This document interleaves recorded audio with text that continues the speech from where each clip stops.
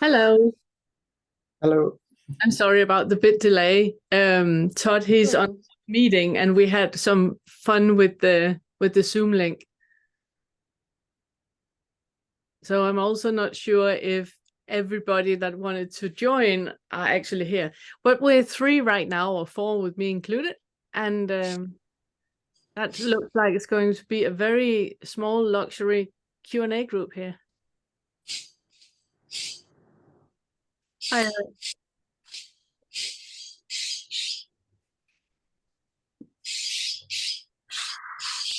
So while we're waiting for other people to join, I thought it would be a good idea just to center ourselves before we do any questions. I like to kind of like center ourselves, and so we are present and ready for questions. So if you make yourself comfortable and just close your eyes and breathe.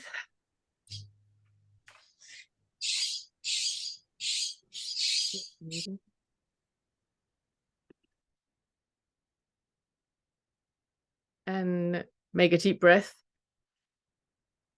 And exhale and feel how you fall into gravity and become heavy. And inhale again. And exhale and feel how you get more and more heavy. And this is just a short centering exercise. So just make contact with your feet and your ankles and your knees and your hip. And make contact with the pelvic floor by doing a Kegel, and make the energy go all the way up through the spine when you inhale, up to the top of your head, and exhale.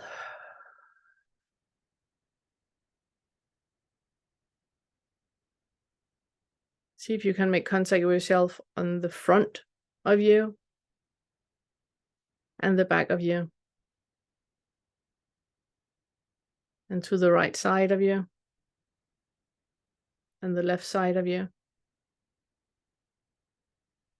and above you and beneath you, under you. And have that feeling of a full sphere around you. And just breathe into that. Relaxing your shoulders. Make contact with your neck and your shoulders so you're relaxed. And your face, your eyes, feel how the sockets relax.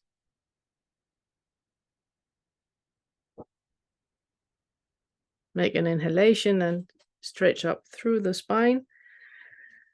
And exhale and open your eyes.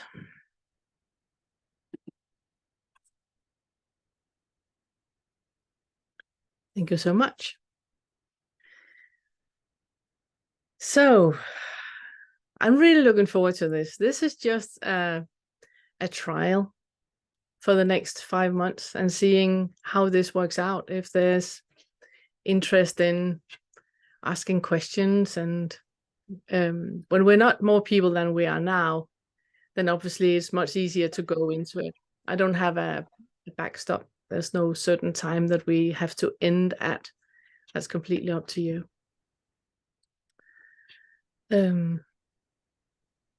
So yeah, does anybody have any questions?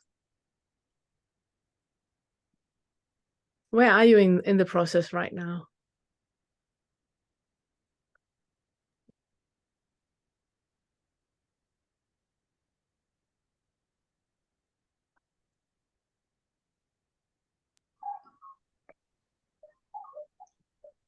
You can go first. Yeah, go on. I guess I'm in doubt is the best way to put it. I'm not awake. I've been working with Vince a little bit. Yeah. I have moments where I know what you guys all talk about, but I can't ever stay there. No. When you say that that you're in doubt? What is the doubt about? Oops, hang on, I lost it for a second here. Well, it's interesting because I watched the video that you did last week where you talked about identifying with cancer. And you could have been me. I've had stage 4 cancer for 16 years, and that's all I do. I've completely lost myself in surviving. And and I had lots and lots of trauma before that, but that was that's been the big one. Yeah. Do you see the diversion that is, that when we identify with something and identify as a survivor, that is a great diversion from all the underlying currents that we have in our lives? I just saw that. I mean, and it was just like, and I've kind of known it, but then after I watched that video, it was like, that's me. That's exactly what I'm doing. It's just this tunnel vision, and it's, I've had lots of stuff in the past. It's like when I used to have an eating disorder, every day revolved around what the numbers on the scale said and what I put into my mouth. And so it's constantly like judging yourself. Did you, take the 200 supplements? Did you do the sauna? Did you do the infrared? All the things. Yeah. That we have that idea that the path is very, very narrow, and it's not that, and it's not that. So it's we're very, very constricted. Have you watched the Awakening curriculum where I talk about fear, anger, guilt, and shame, the emotional indicators? Yeah. Do you recognize any of them? Do you feel what the underlying starting point is? Oh my God, I can identify with all of them, especially like the passive aggressive bully, but it was like, that's me. No, that's me. No, that, and it's like all this really horrible stuff, Yeah. But it's kind of, if I tell the truth, Yeah. It's the thing I would recommend you to kind of like look into it from another angle, or to kind of create the space of where you're at. It's that, do you remember the video where I talk about the starting point, that we have an underlying belief that is the starting point for everything, and that is how we see everything.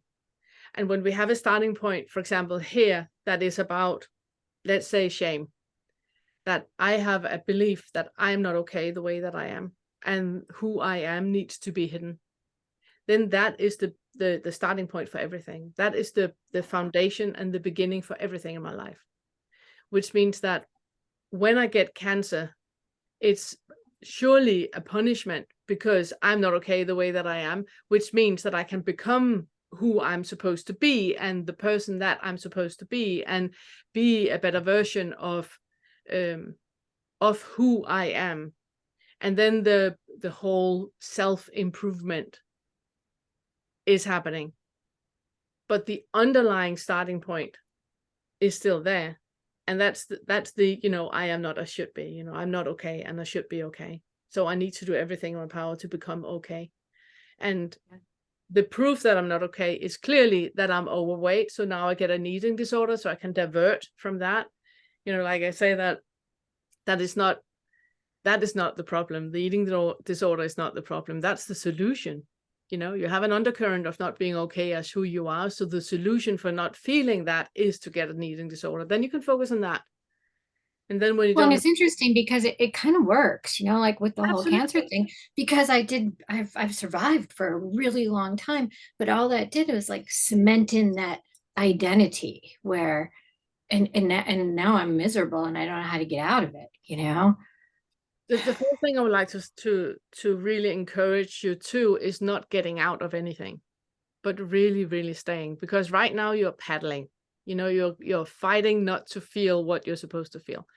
What I would recommend you is not getting out of anything. Oh my goodness, stay there, stay with that feeling of not being okay. Stay with that undercurrent of I am not, I should be different. Who I am is so shameful. I don't want to be with that. I can't even be with me. That's how shameful I am. That's how embarrassing it is. I can make it about 20 seconds and then I mean, it's the hardest thing. It is so hard. My brain just does all kinds of crazy stuff to take me away. I know, but 20 seconds, that's amazing. 20 seconds of unconditional love to what is, that's amazing. And 20 seconds heal more than nothing. So the 20 seconds that you can make it, just stay with that. And when you get that nauseating feeling of, I'm just not okay. This is not okay. Feeling like this is not okay. Then just ask yourself, but what if this is it? This is it. There's nothing else. What you're searching for and reaching for and wanting out there, you're not going to find anything out there. It's right here. It's right here with you, right here. You are already. And for you to really embrace that, it's also embracing all the things you don't want. You don't want to feel shame. Well, maybe you really want to feel shame, because otherwise, how would you get in contact with this?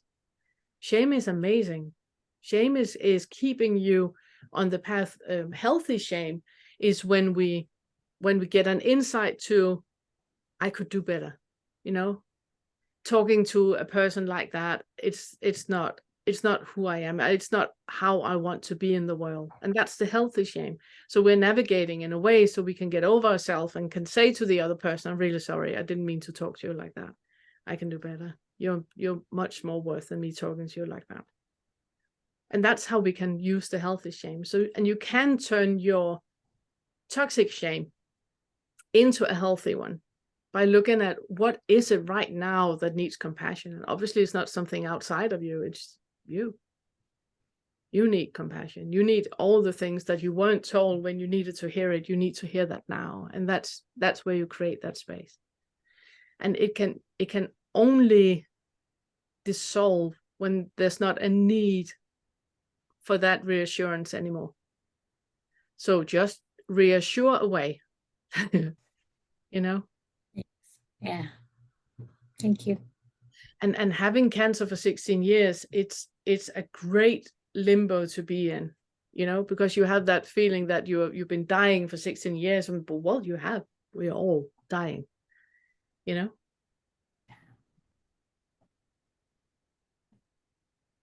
So just look at it as a diversion.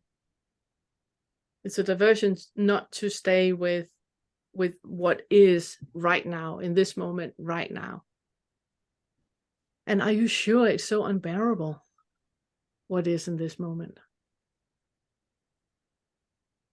If you're only with what is right now, if you have, like, look at it, that you have that, you know, headlight on, and you're just bringing light into what is unbearable right now, then you only need to deal with it right now. You don't need to go into a perceived future and, oh my God, this is going to be forever.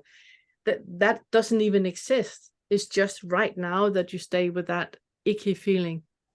And what happens when you just stay with that icky feeling? Nothing happens. And that is what we're spending a full life avoiding. Mm-hmm. But staying with it is, you know, you don't even realize, or at least I don't, when I'm escaping, because all of a sudden it'll be 20 minutes later and I'm off doing something. Yeah. It's like, oh, what happened? You know? Avoiding. Can you then have compassion with that avoidance? Because otherwise we start to get a resisting the resistance, you know, that when you then find yourself scrolling on Facebook or doing other stuff, then have compassion. Oh my goodness, I was supposed to sit and be with me, and now I'm washing the windows from the outside, you know. Then just have compassion. Oh my goodness, that is how much I want to avoid just staying with this. I'm willing to wash the windows from the outside. Yeah. You know, and then just have compassion. Oh my God, that's how severe I think this is. Yeah, I'll dust, and I hate dusting. I hate it, but it all of a sudden, you know, I see all these things. Or yeah. And then also have compassion to when that was, you know, programmed into your entire being. You know, Have compassion with that. You might not be able to find out when it came from and who told you, or because most times when we start to, you might be able, to pull yourself up to the fifth floor and look at the situation and go, oh my God, this is my mom and this is my grandmother. I'm just a true copy paste of them. Yeah. The danger with that is that we start to create a story about it. And that is just another diversion. Yeah, that's what I do. I've got so many stories, because it's the if I could just figure it out thing, then I'll be okay. And so I've got millions of stories. Yeah. Yeah. And it's just another diversion, which is completely fine. You think it's so heavy and so massive and so cannot breathe with it that you are just diverting. And it's just, a story upon a story upon a story.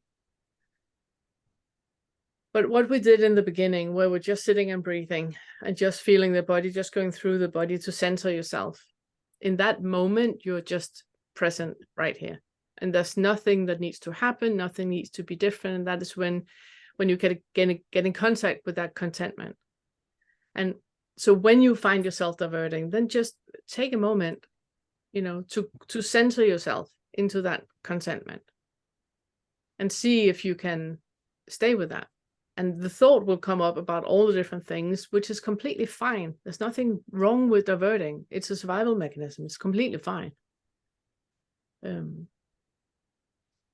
But be curious to what will happen if you stay with it, or when you're diverting, if you then go into contentment with the diversion, you will find out that diversion, they very quickly become very empty. Yeah. And let me know how it goes. Thanks. Yeah, you're welcome.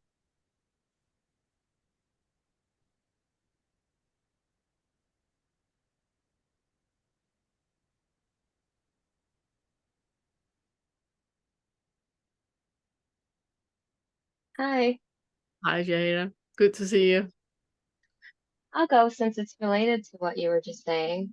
Yeah. Um,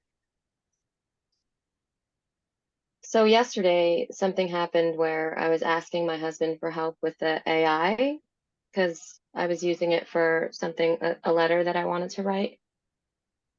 And um, he was just annoyed. He seemed annoyed that I was asking him for help and kind of said something like, it's so easy, like kind of like in that tone, like, why don't you know how to do it? Why can't you, in the tone of like, just annoyed that I was asking him for help. So, and I recognize that there's some kind of old belief that says you're stupid. And I guess, that's kind of connected to whatever, yeah, like shame. So it's like such a perfect dynamic with my husband too, because he throws at me exactly what I need, right? And because that's how I internalized what he said was like, you're not fucking smart enough to figure this out for yourself. I hate that you're asking me what the fuck is wrong with you, kind of. That's what I heard, right? In my bubble of existence, right? So I said in the moment, I could feel the sensations, and then I said, I'm I'm sorry that I'm not as good at it as you are. And I'm sorry that I have to ask you for help, I said. And then, I've said it before to you on other calls how, like, when I'm trying to stay with that sensory experience, um, if I want to start crying, I feel like I can't do it then because now he's gonna try to stop me from having that experience by saying I'm sorry, or by, now he's concerned, or even my children, if they start to see me feeling my emotions, it's like they want to stop it. So what I did, I just went to the bathroom and I locked the door and I just cried. And like I was just like you said on one of the videos, what's the sensory experience right now without words? Experience the sensations, expanding or contracting, holding space for whatever with compassion.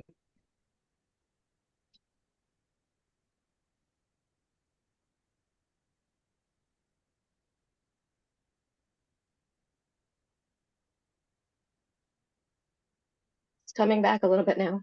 Good. So I could feel it in my throat a lot, and I just kind of sat on the floor, and then it was so overwhelming that I had to lay down. Yeah. And I was like going like this when I was laying down, like I could feel it right here, right here. And I could see how the thoughts wanted to say something about it or tell a story. And I just kind of just kept going, okay, I feel it here, I feel it here, it's right here.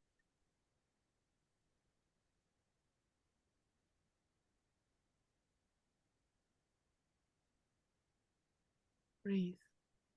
Yeah, and you know how, yeah, you know how when you cry, you kind of like hold it, you know?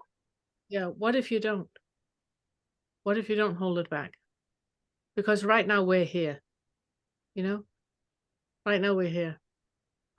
Look at me. You're looking away. Look at me. I'm right here. I'm right here. Breathe.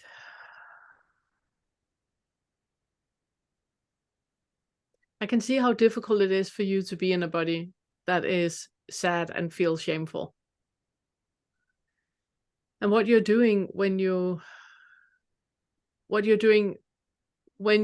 say, I'm sorry to your husband is that you're jumping the gap. You're jumping away and you're diverting. But and it is also what is happening right now, that it puts you into the emotions and you are really, really on deep water. And it feels like you're suffocating and drowning and you can't be with it because it's so much. So just breathe. Where do you feel it in your body right now?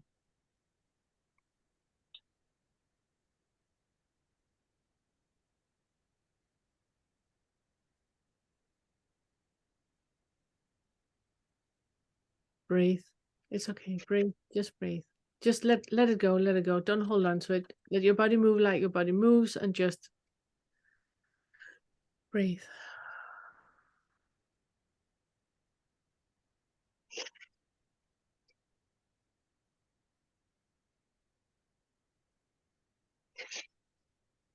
Like a shaking in my chest.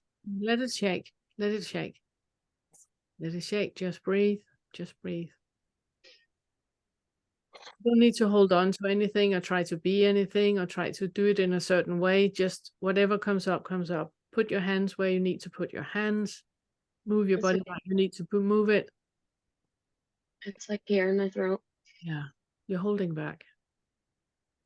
You're holding back.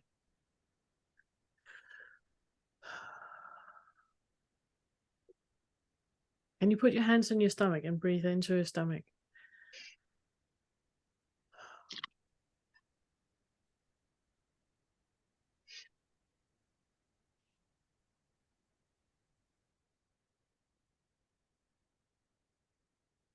Yeah. Yeah. My throat. Yeah. Yeah. Relaxing your jaw. Yeah, it's just the heat in my throat now. Yeah. Good, good.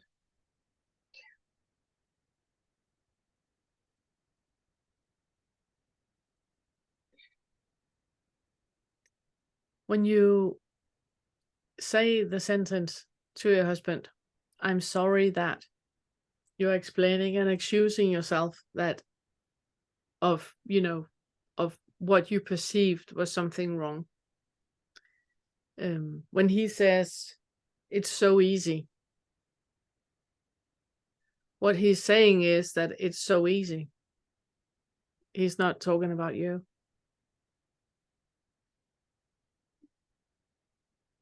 What you heard was that there's something wrong about you and that you should know better, and that is the post-it that you put on it.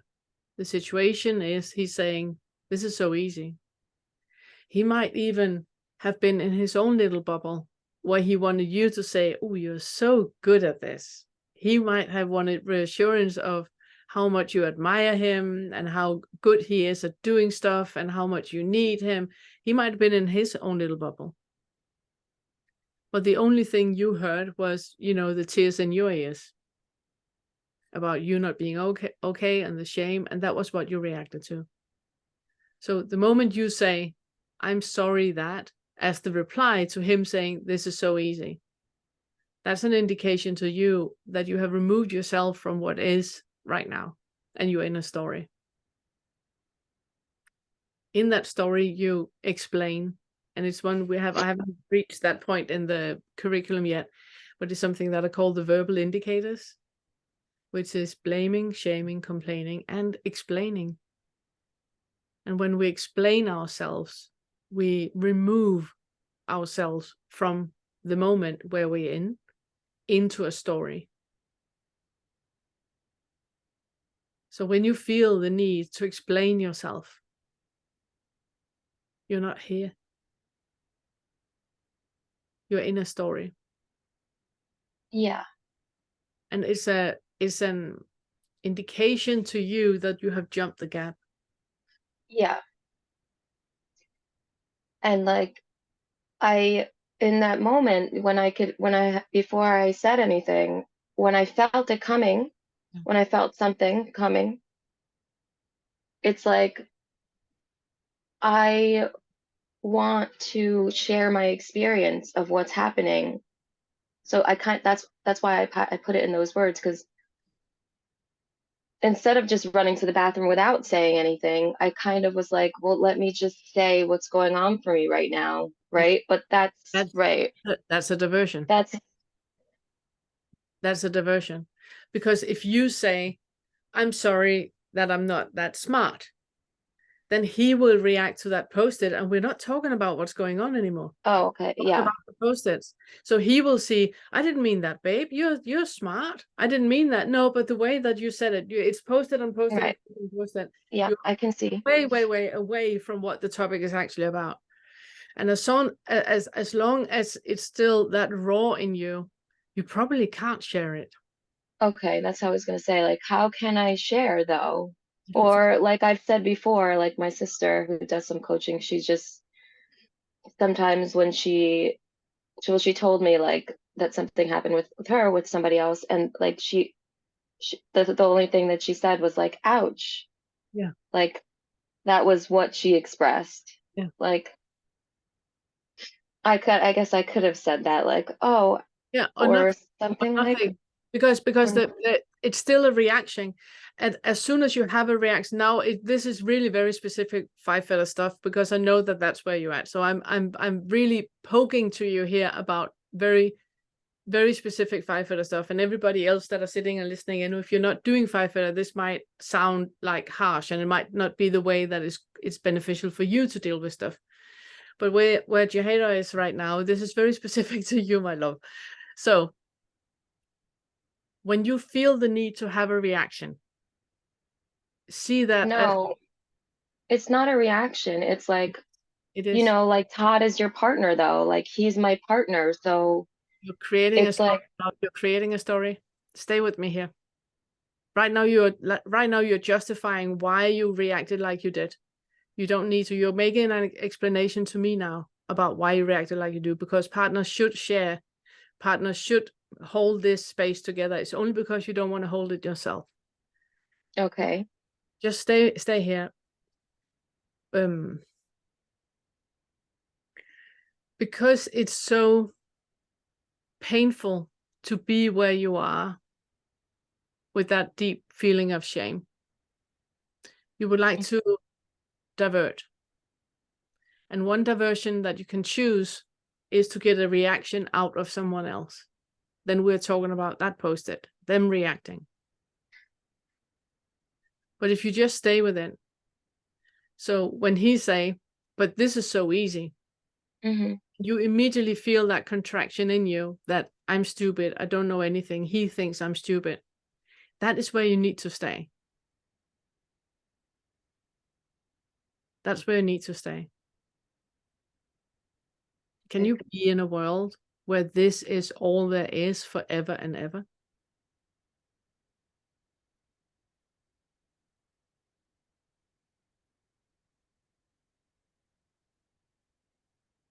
It's a yes or no. can I be in a world where this is how it is? Like when I have that feeling when he's Yeah, when I think he's saying I'm stupid. yeah. Um, Yeah, but it's not him saying, it's you who thinks I that he's saying. yes, that I know, Yeah, good, Pernilla. good, That's good, what I'm saying. I know my good, good, good. story. I know. Yeah. So Mhm. because it's that story Yeah. that you're diverting from, but it is just a story. It is just Okay. but that is the story you're diverting from, and that's why you rather want to talk about. But in a relationship, one should be able to share everything. It's just a diversion. So I just want you to stay here with that feeling, and you're not saying anything to anyone. You're just staying here with you, for you, Okay. where it's this uncomfortable. Yeah. Yeah. And there's I no. can. Yeah. Mhm. Yeah. Because I did it in the bathroom. I could do it in the bathroom, Yeah. even though I had to lay down on the floor and like Yeah. I didn't like yeah, because that's how much that's how overwhelming it was. Like I had to lay down on the floor. Like I couldn't even sit up. Yeah. That's So I how could do it. yeah, and that's how overwhelming it feels, and that's why you need to spread it out on other people. Spread it out on other people. Yeah, by talking about your husband Oh yes, or diverting. about the kids. Yeah, exactly, diverting from it because you think that this is so unbearable that you can't be with it, but turns out that you can. Yeah. So the exercise for you would be not to say anything and just stay with you. And when you get in the situation next time where he says something, you have a thought and you can feel that a reaction is almost popping out of your mouth, like you talked about with your son, that it was just Yeah. popping out of your Same. mouth. Exactly. Instead of allowing it to pop out your mouth, just stay with it. Just stay with it. Is this true? This story that I'm creating right now, is it true? Or is it something I'm just creating? What could be another angle to what he's saying? If it's not about me being stupid and him thinking I'm stupid, and do I think I'm stupid? Is there an issue with how I see me? Yeah. So just stay with that, and stay with that, because that is the point you've been diverting from. That shame is what you've been diverting from, and just staying with it completely Okay. disarm the multitude or magnitude of the shame. Yeah. I have to like run and hide. Yeah. I mean, I have to run and hide to feel it because Yeah. to do that, it's like, like I said, everybody else is like, oh my God, what's wrong? Yeah. Yeah. And by that you're diverting. As soon as they start to react, you're diverting. Yes. So the best you can do is not say anything. Okay. Okay. So I can do it. let's go back. So you're sitting on the by the computer, you want to do the AI, and you call him in, ask him if he can do it, and he said, this is so easy. Can you see something else, make another story than the story you made? Because you made a story about him thinking that you're stupid and you had to apologize for being stupid. Can you make another story? There are 10 million different stories. When he says, this is so easy.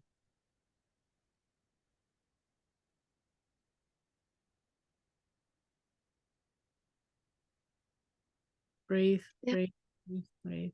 It's so weird because, like, I know that he has his bubble of reality. Like, I know that he's just annoyed with something, so then he takes it out on me, kind of. And it's not about me either for him. It's not, I know it's not about me, but it's so, Gary, you're in another story now. When you say that he's taking something out on you, you're in another story where you still stand as someone where there's something wrong with you.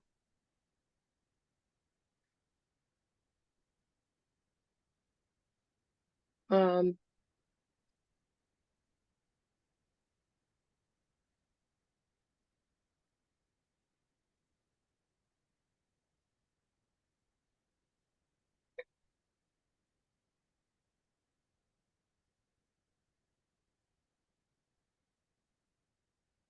No, not that there's something wrong with me.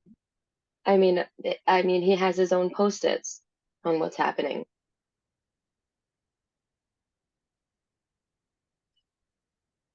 And his post-its have nothing to do with me. Like that, I'm just saying that I could see that when I saw through the first fetter. Yeah, I know. Yeah. I could, so you're asking me to create another story, like you said there's a million different stories, Yes. and then you want me to create another one? Yeah, just any other story. Now you just created a story about him having a bubble and there's something wrong about you, but there's still something wrong about you asking for help. You maintained your starting point of you being, lesser than in the story you just created. Can you create a story where you're not lesser than, where it's not about you? So you're sitting and wanting help. He comes and say, "This is so easy." I don't know. Like, I mean, something came to mind and you bit your tongue about it. What was oh, it? I was gonna say that, like, wow, this is easy, but like I'm not getting it or something. Yeah, and then we're back to the same story about you not being good enough. Do you see that?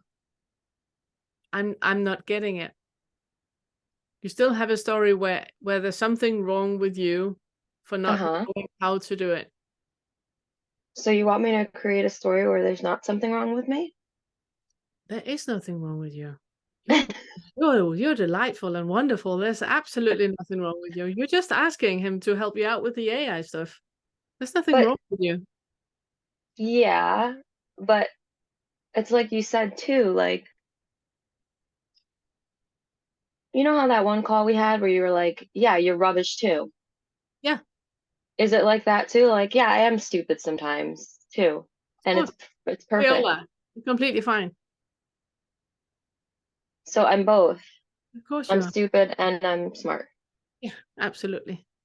And so that's why it's not a problem. And none of them hold any value. Exactly. This AI stuff, you just don't know how to do. Yeah. It's very matter of fact, like it was when I first had the glimpse. Yeah, I remember it. Absolutely nothing wrong. Exactly. There's absolutely nothing wrong with people that cannot figure this AI stuff out. Yeah. Completely fine. And he coming and saying, but it's so easy. Great. Then it takes you no effort to do it. Amazing. You're so smart. I love that I'm married to a guy that finds this stuff so easy. I can't figure it out. Could you show me again? 12th time. Yeah. So I remember. Exactly. Yeah, I remember it was so simple that way when I first had the glimpse, because it was like, yes, oh yeah, that's just it. Like it was very, absolutely. So very like basic. It wasn't like it didn't have to be bad or good or anything. It didn't have to be right or wrong. It was just like, well, this is here it is. Yeah. I don't know how to do this. You do? Could you show me? Yeah. Oh, it's so easy. Amazing. How do you do it? Yeah. There's no value put into it. And that's with a starting point where Jaheda, she's delightful and lovely and exactly like she's supposed to be.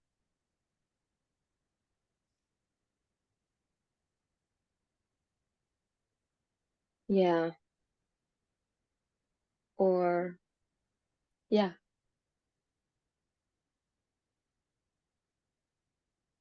Okay. Do you see the difference with bypassing?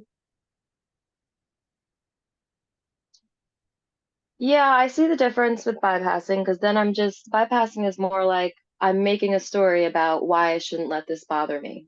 Exactly. As opposed to like, what the fuck is happening here right now? Exactly. Like, whoa. Exactly. If I'm delightful and lovely and exactly like I'm supposed to be, then what is happening right now? Exactly. And that's also why you don't need to say anything, because it's not about outside of you. There's something inside of you that is happening. And the best you can do not to divert is just be quiet. Don't divert in any way. Don't say anything. Just look into what is actually happening. If I am exactly like I'm supposed to be in this moment is exactly like it's supposed to be, then what is happening right now? Yeah, What underlying beliefs need to be in place for me to react like this? there are so many. Yeah. They're fucking endless. Holy shit. Yeah. It's amazing, Okay. isn't it? Yeah, And it's crazy.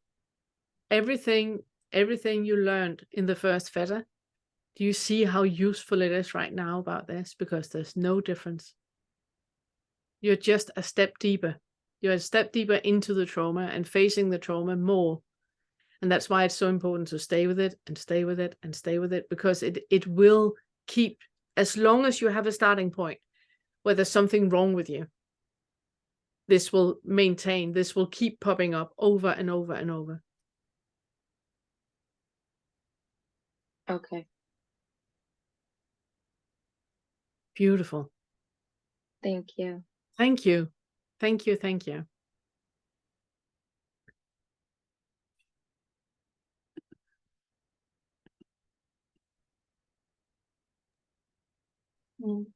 I can say something next.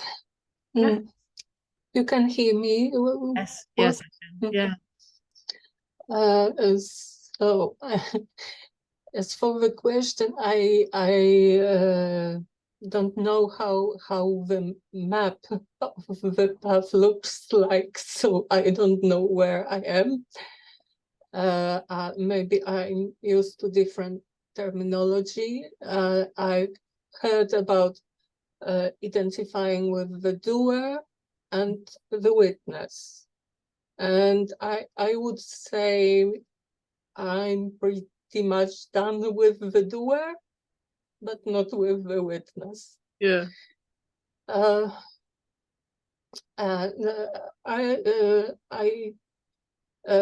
Vince is guiding me, and he recommended me this meeting because of one thing. I have a history of depression. I went through many therapies, and there was this question: when did it start? And I can't tell. It seems that I always had these thoughts that are classified as depressive, and for me they some of it was just normal for me. It's like rather I'm surprised others don't see it this way. And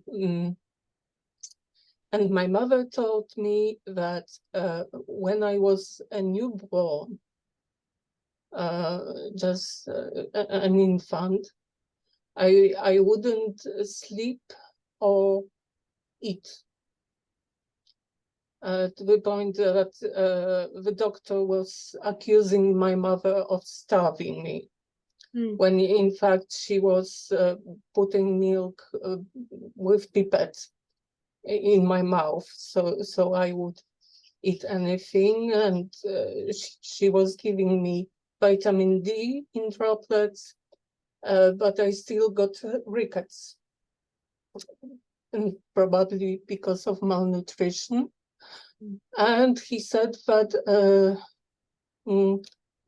this is no doubt a trauma carried by the body. And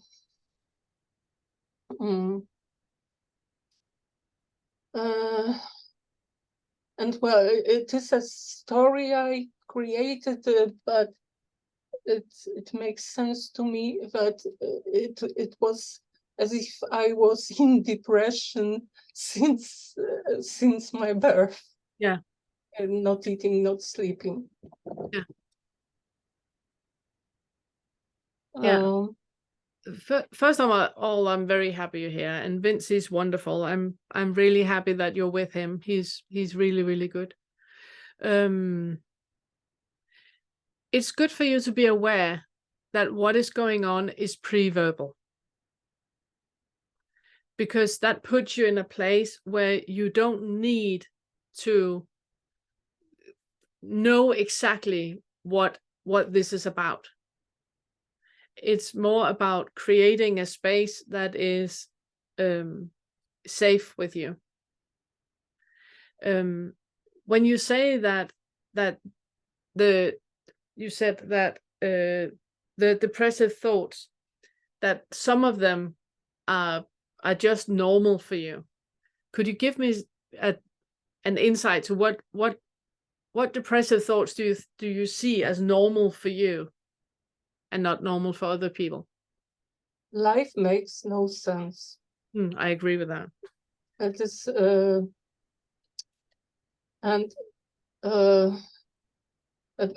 there is something wrong with it, that there is something rather than nothing. I didn't get that, sorry. There is something wrong with that, that there is rather something than nothing. Okay. I mean, the existence itself, or the consciousness itself, which is pretty much the same thing. Yeah, believing that there is someone. Yeah. And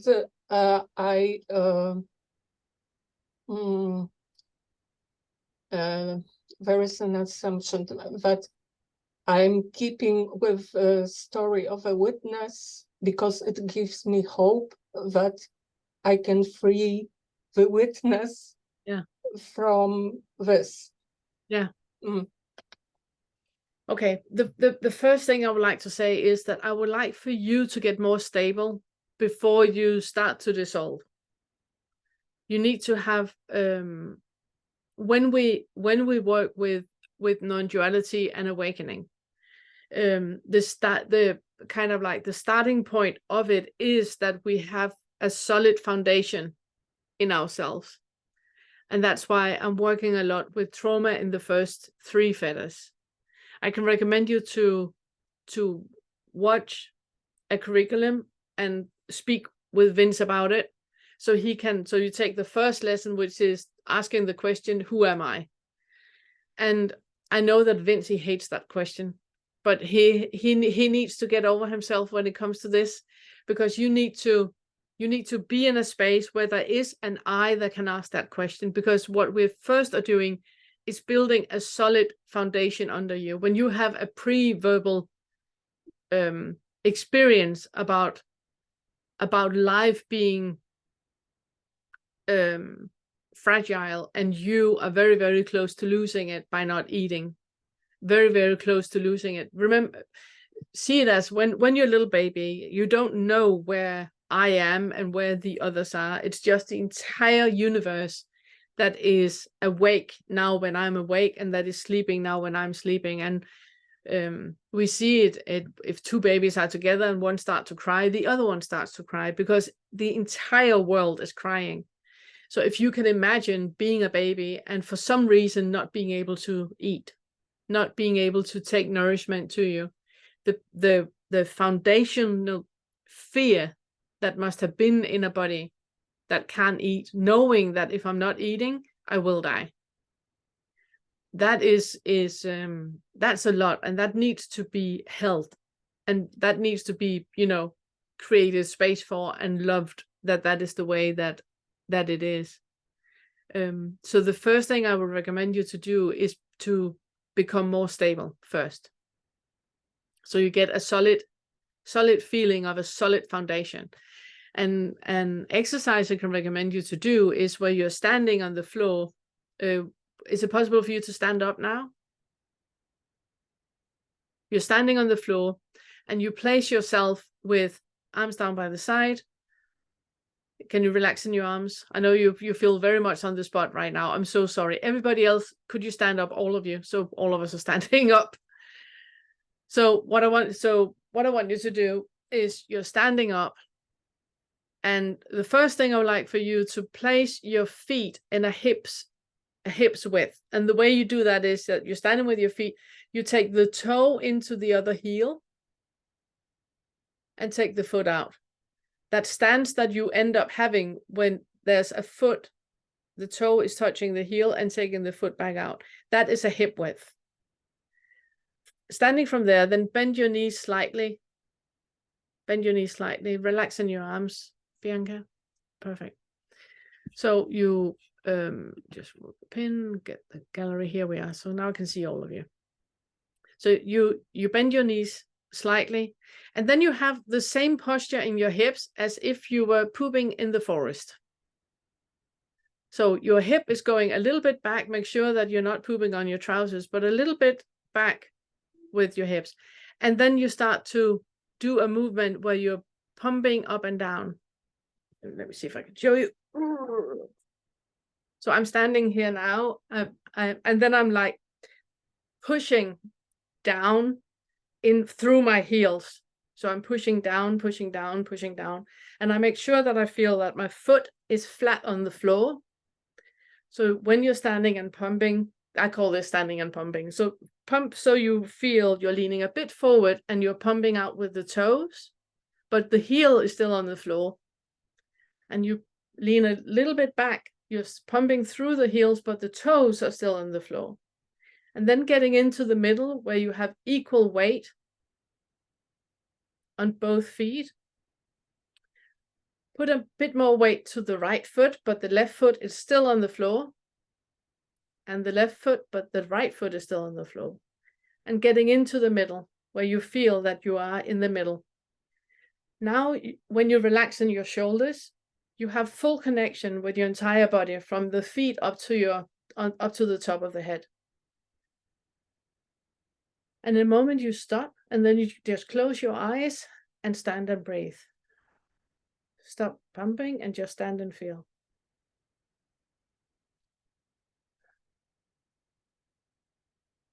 Now you're grounded.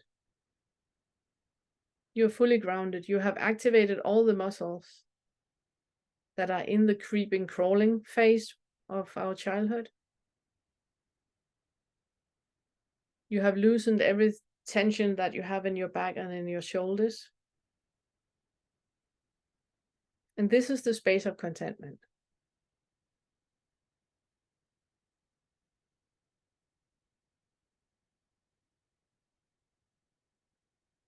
Okay, shake your body. And you're welcome to sit down again. So, Bianca, I would like for you to do this exercise to get into that feeling of a solid foundation. Because we need to have a solid foundation before we look into all these things.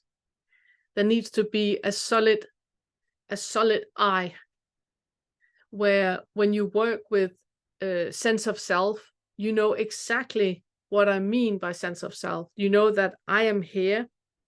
What I just spoke with Jahira about, having that underlying, I am lovely and delightful. And that is not changing. That is never changing. Lovely and delightful, even when I'm angry, when I'm full of fear, when I'm full of shame, full of guilt, I'm lovely and delightful, never ever changing, full of contentment. Everything is as it's supposed to be. That sense of self needs to be there. And that you need to build up. The next thing you need to build up is the self-care. And there are 10 points. I have a video where I talk about the self-care for no self. All those things need to be in line. And you can work with Vince with it. Then it's about the boundaries. We haven't done that yet. That's the sixth feather where we work with boundaries.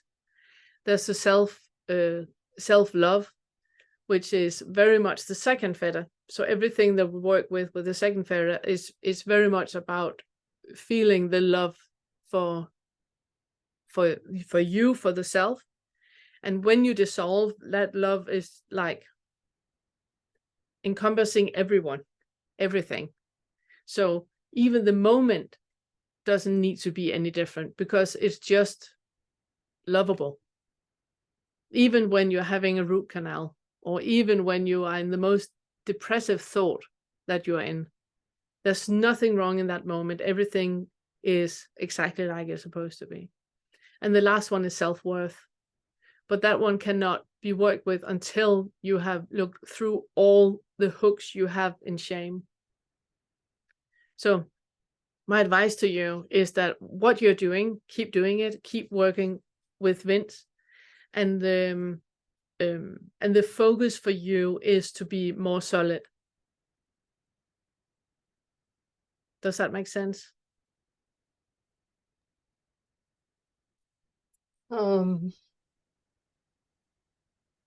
Well, I feel like I am also meditating. I have my Buddhist Sangha, and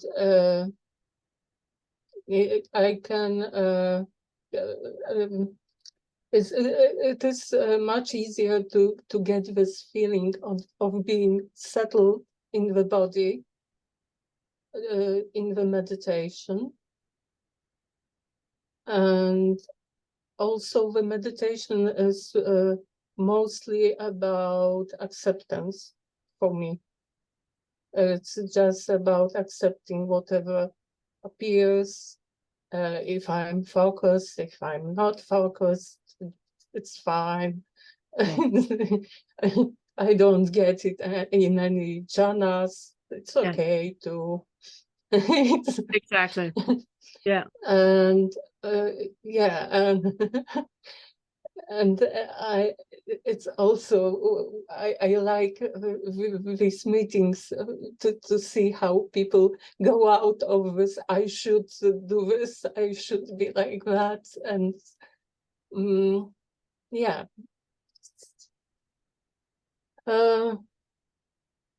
I can see in my story that I did a lot of work on acceptance, and also others tell me that I help them to accept themselves.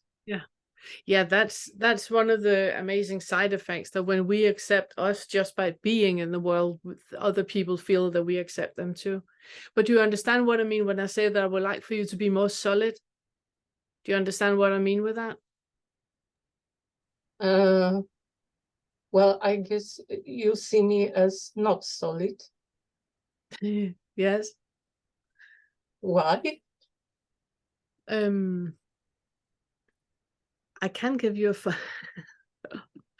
I can give you a full rundown. I wouldn't feel comfortable with that.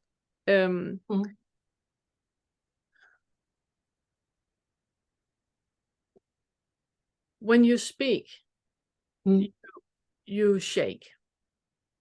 I have essential tremors. Yes. You have your nervous system is unsettled. It's like that. Not only your hands, but it's like your entire being is unsettled and unsafe. And I would like for you to develop that sensation of safety in you first. When you have had a story like you have, where you literally were almost starved to death as a baby, the world and life is very, very unsafe. And what usually happens after that is that you get lots of allergies and asthma and all of that, because life is unsafe. And that solidity in you, that you feel that this moment right now, when you are, if you feel into your body right now, and you detach all thoughts of this moment right now, but it's just you and I being here right now, you can very easily feel into that there's nothing missing and nothing needs to be any different than it is right now. Do you feel that? Then what's wrong with shaking? Nothing wrong with shaking. Yeah. But what I was told is that essential tremors are neurological disorder I have inherited after my father. So it's genetical. There is no proof that it can be diminished by therapy. The older I get, the worse the shaking gets. Yes. Okay. Okay. Do you know all the times where you have felt uncertain or unsafe or in doubt, or the tremors get worse? Where if you're in a situation where you feel completely safe around you and everything is just contentment and you're happy, then the tremors are less. So what I'm talking about, I'm not talking about. I mean, there are also tremors. Yes. When I am yes. anxious. Yes. But they are different. Yeah. They feel different. Yes. I can, and right now I am a bit anxious because, well, I talk with you for the first time. Yeah. And I'm anxious, and it's okay. Exactly. That is exactly my point. Nothing wrong with being anxious. There's nothing wrong with being anxious, and there's nothing wrong with having tremors. It was not what I was saying at all. And I'm sorry if I was too direct in a way where I didn't have you along. Okay. So when I say that I would like for you to be more solid before you start to dissolve yourself, do you understand what I mean with that? Or don't you understand what I mean? I'm not sure. Okay. I don't have a clear definition in my mind. Okay.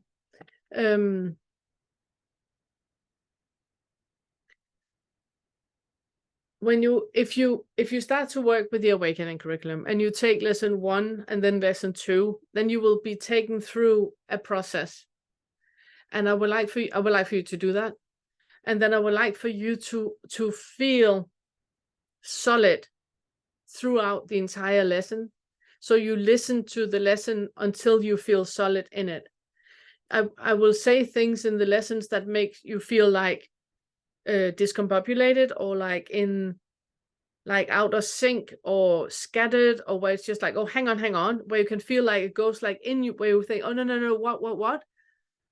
I would like for you to then zoom back or reverse the audio back to, you have heard that over and over and over, and you can feel, okay, it settles in you and you feel solid and have a foundation in you until you move on. Then the awakening curriculum will take you through a process in the first 3 fetters. It will take you through a process where you will have a solid foundation to start to dissolve the self. I don't understand. I don't recommend you to do that, to start to dissolve yourself until you're solid, because there are things in your experience, in your life, there has been things that has made you with a foundation of fear. Like I said, being a baby, literally being starved to death, that is such a foundational sensation of fear that needs to be met and to loved. And you starting out by accepting this is what is there. That's the first step. The next step is loving what is there. So loving that you have a foundation of fear, loving that you feel that dread of life that you do when you are depressed. So the first step is accepting it. The next step is loving it and seeing the opportunities in what is. But that needs to be in place before you dissolve the self. Otherwise, you will just be even more scattered. And we need to have a solid Bianca to dissolve. Does that make sense? Okay. And if you have any questions, I'm here. I have the inquiry group with Todd Lent on Tuesdays. This coming Tuesday, I have an inquiry group. I can recommend you to come to that as well. He's really, really good at doing inquiry. This is not inquiry, this is more Q&A. So inquiry is completely different. I can recommend you to come to that too. And I would love to hear how it's going. But use Vince, he's wonderful. And he knows exactly what I'm talking about. So I'm looking forward to seeing your process.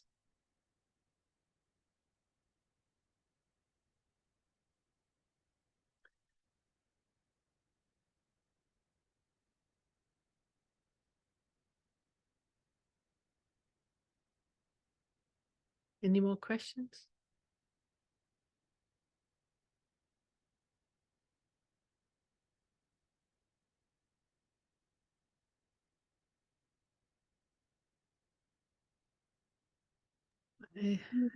Yeah, go on. Yeah. Thank you for that.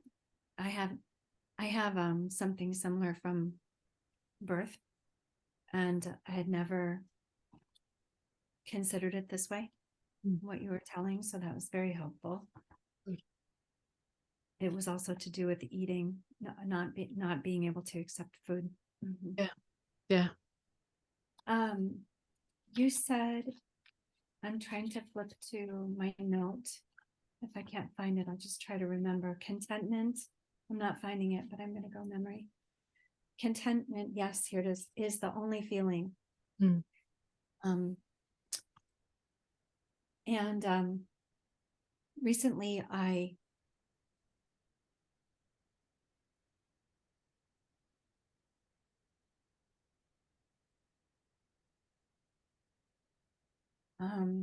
Recently I lost an animal that I was crazy mad about, in love with.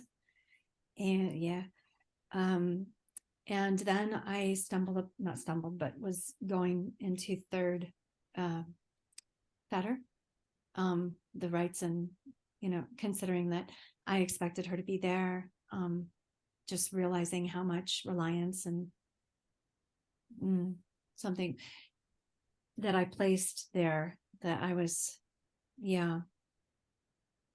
habituated to her. So when faced with having to just absolutely face this raw fact, this seeming raw fact of her not coming back, I was working with unbearable sensation, seemingly unbearable sensation. And in that, and just seeing all the resistance, and I had done all the resistance, like acted it out in words, like, everything possible, right? To everything imaginable, preposterous things, and just entertained them all, kind of. But in doing that, seeing that this isn't going to bring her back, these are all attempts at diversion. Like, I'm just Exactly. And none of it, what's even the point? So then I got quiet, and just was facing it. And then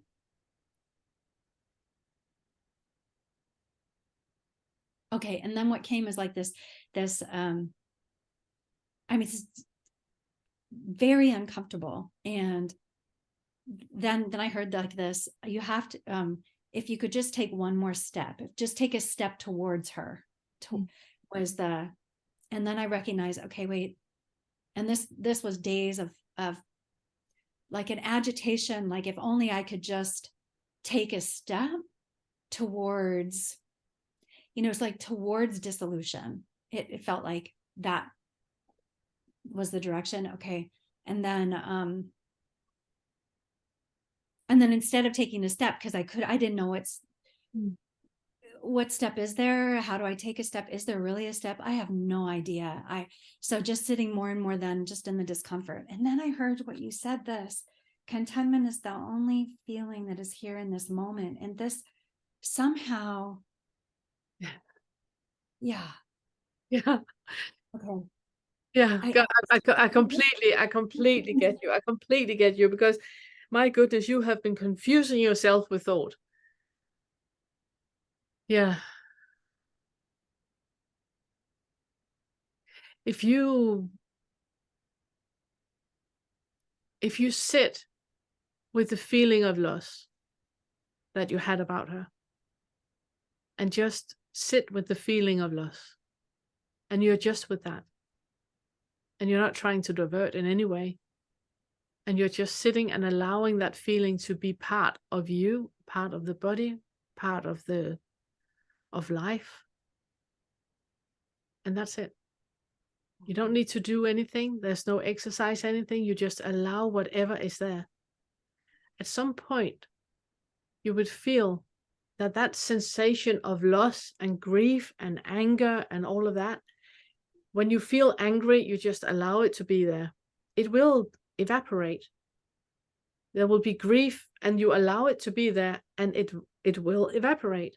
It's only if you take the grief and start to create a story about it. I have had her for so many years and this is my life without her. That's stories. It's not the emotion that you're sitting with. But if you just allow that feeling of being in the world where she's not, and allowing whatever is there to be there, then you will feel how it shifts all the time. It's not static in any way. And once all those feelings that you are diverting from have been allowed to be there, all of it is evaporating, and the only thing that is left is contentment. Okay. And then you know that you haven't added anything to this moment other than what is. When you try to think yourself, but maybe I should do this, or maybe now I'm just sitting with, and now, no, not that, I'm just sitting with, then it's thought all the time. See if you can remove all the thoughts. So you just sit with what is. Do you understand the difference? Not really. I can walk you through it. I can walk you through it. I think I do. What? But please, yeah. Let's. Yeah. If we do the exercise right now, so right now you just sit in that space where you are right now, and whatever is there, you just allow to be. And there might come a thought about, I miss her so much. Then sit with the feeling of missing her. Remove the thought of I miss her so much, but just stay with the sensory experience in your body.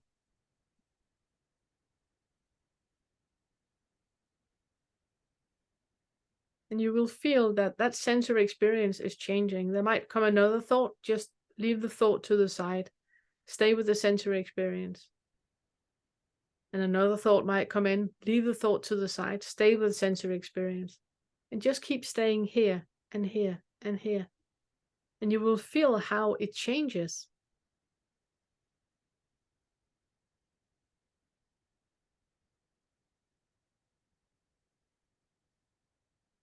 Where do you feel it in your body right now? Initially, straight away, it felt like a sickness, like a nausea. Yeah, slightly nauseated. Yeah. Like. Okay. Yeah, exactly. Yeah, solar plexus. Just stay. Put a hand on the solar plexus and just stay with being nauseated. Can you be in a body that's nauseated right now? Yes, I can. And you just breathe into being nauseated, and you will feel that when you allow the nauseous to be there, it slowly changes. Yeah.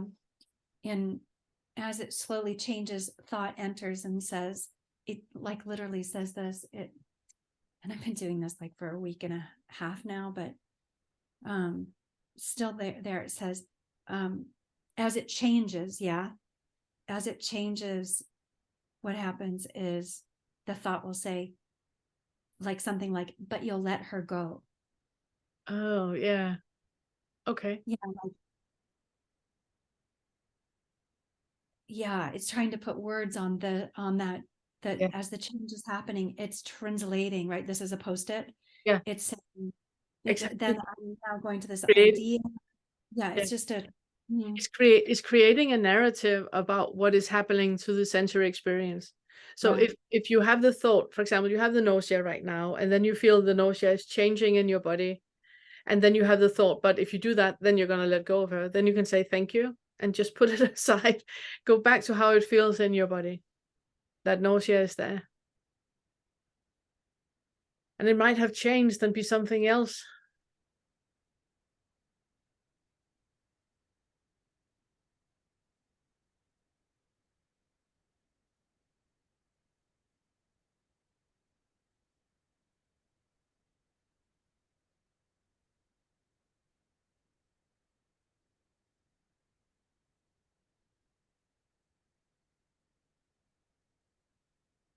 What is happening in your body right now?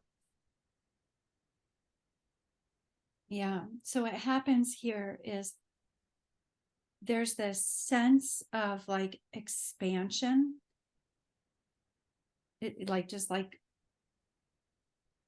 I can't stop, and I'm not trying to stop.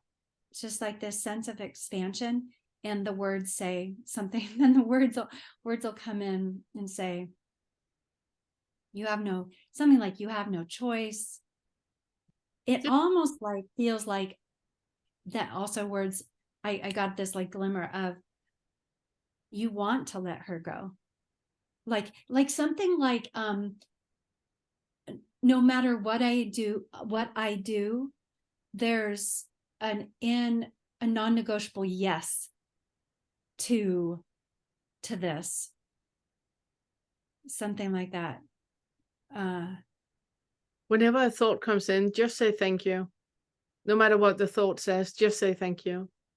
Because you will, the more you slow down, the more you will notice that a million thoughts are coming in. And out of the million, it's one that you are latching onto and making real. So just say thank you to whatever thought comes in and just allow it to be there and stay with the sensory experience that you're in right now. And the more you just stay and stay and stay, everything falls away and it's just contentment. That there's nothing in this moment right now that any thought can improve or make worse. It's just a thought. There's no sound that can improve or make anything worse. It's just a sound. There's no feeling in your body that can improve or make this any worse. It's just a feeling. And in that space, it's just contentment. And just staying there. Just staying there. Yeah, exactly. Yeah. Yeah. And that you have with you all the time. It's not something that can only be accessed when you're concentrating or anything. This is here all the time. That contentment is here all the time. We just divert from that with thoughts and assumptions and stories and everything, but this is here all the time. And feeling. Yeah, it's just we tend to make feelings into something really, really serious. But I'm feeling angry. I need to do something about that. I'm feeling sad. I need to do something about that. You don't really. A feeling is just a sensory experience with a thought attached to it. When you detach the thought from the sensory experience, it's just a sensory experience, and that will change all the time. It's part of impermanence. It will change all the time. Is there a feeling anywhere about you losing her again if you let go of the stories? Is there a story about that? Sometimes we hold on to grief or sadness because we're afraid that we will lose again.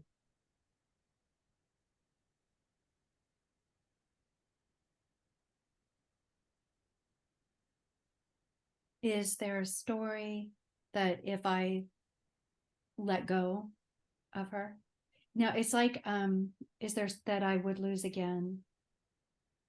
No, it's like there's no, that this is all just translation of what the sensation is.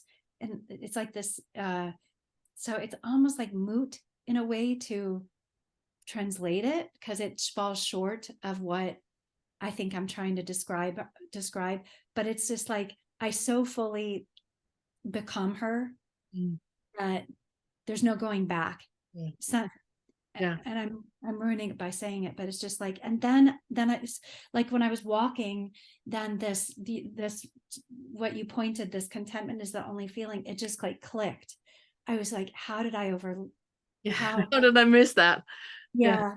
And I mean, and then just I've been doing repression work for like a full year now. And like, I'm beginning like from this view or something, it almost seems like the repression work actually reified feelings rather than this exposing like that contentment is the only feeling that's here. Yeah, it's why I really enjoy working with the feathers, because it's more direct. That there's a lot of good things to be said about repression work. But it is and can be a diversion. Yeah. Yeah, as with therapy or everything else, where we really dive into something as if that is real. Yes. Yeah. The seventh feather is about creating something out of nothing, and that is what we're doing with therapy and repression work. And I find it funny that you are not funny, not haha funny, but interesting that you are having an issue with someone you have lost, because that's a seventh feather thing as well. Because when we are losing someone, we act as if time is real. And if what I'm saying now is completely makes no sense whatsoever, then just, park it and look into it at a later point. I'm just want to say it because everything you have talked about is seven feather stuff. And that delusion of time that we have, where there's a start and a middle and an end, a loss of someone that we care about can only exist in that narrative, that there's a start, a middle, and an end, and now it has ended, and now I have lost. But for that sadness or sensation of loss or thought of a loss to be maintained, we need to keep that narrative, and that is actually keeping us from moving on in the feathers and to really releasing the story about a victim for circumstances. Do you understand what I mean? Good. I'm not triggering you in any way. That's good. That's good. Good. So if you take that, start, beginning, and end, and you instead of having it horizontally, you just put it vertically, that everything is happening at the same time, then you have life. There is only this moment, right? There's only this moment. There's not even, we can't even think of this moment before that moment is past. So we can't even talk about what actually is in that one point where life is.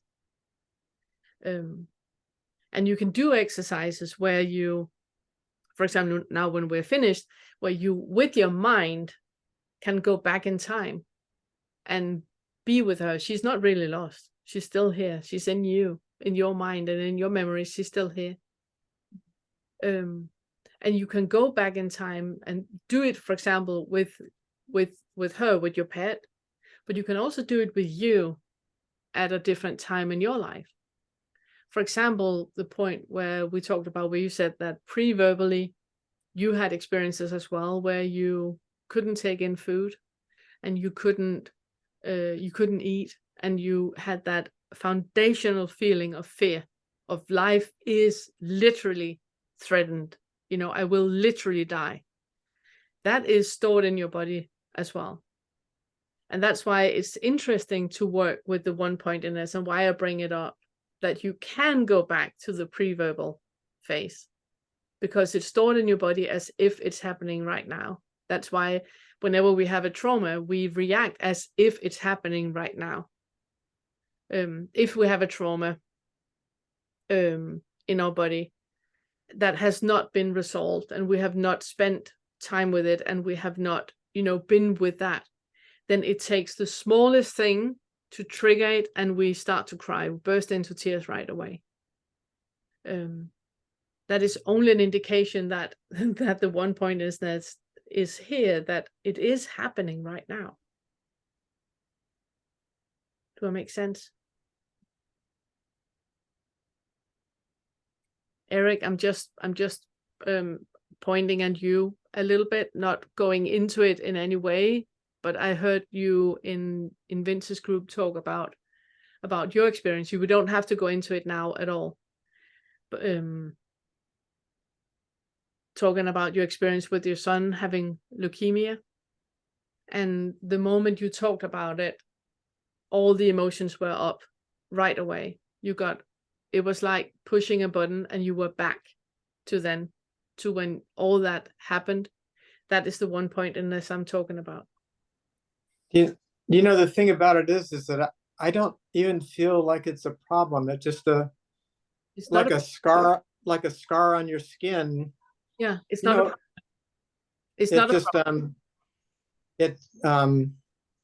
That emotion can come, and 2 minutes later it's completely gone, and that it's not like I feel sad afterwards or think about it. It's nothing. It's just an emotion. It's like a scar on your skin that you can see it, but it doesn't, it doesn't,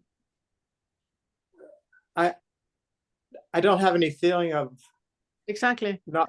not wanting to have it, or exactly. You're sitting and describing trauma.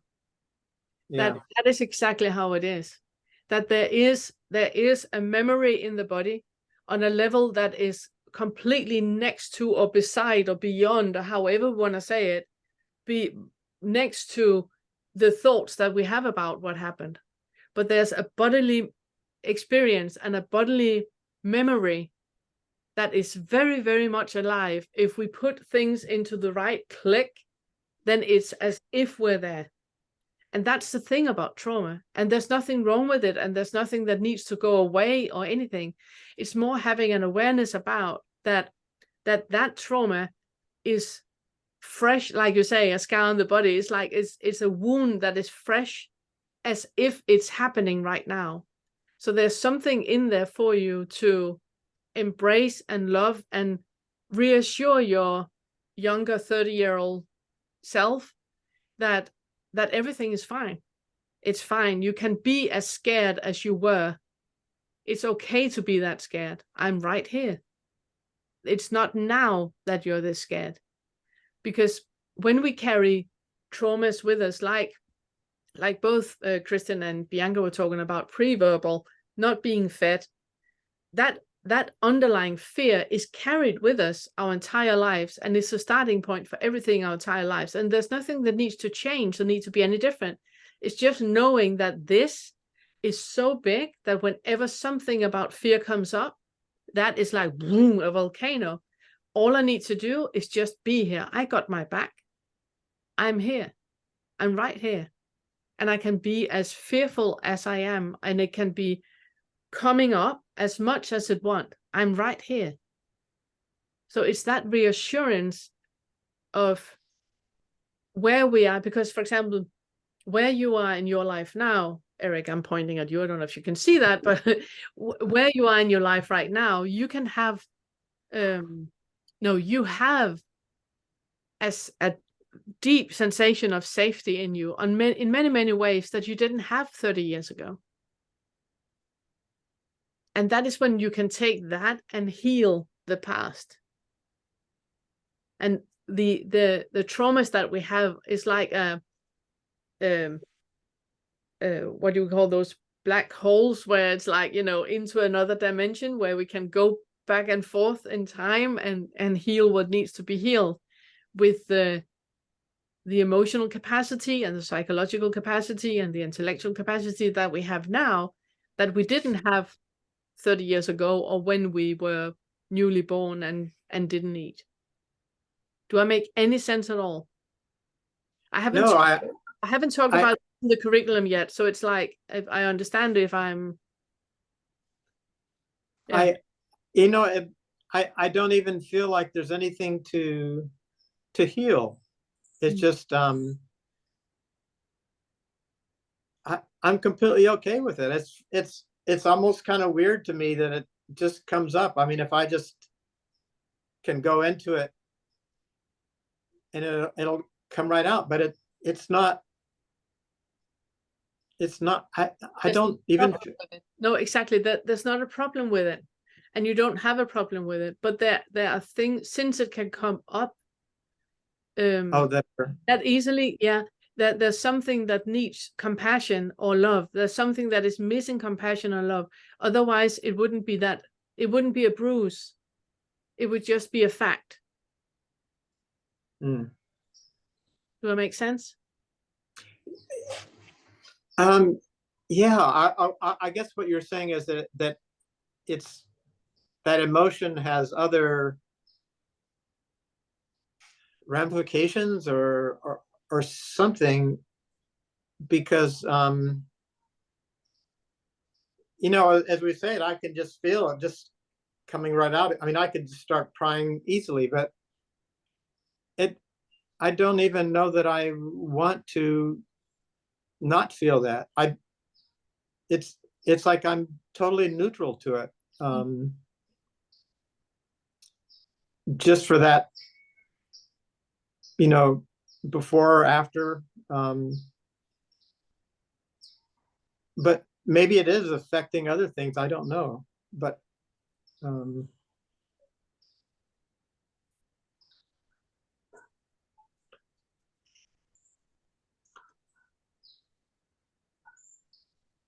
you know, some of it maybe just liking to feel the intensity of it. I don't know.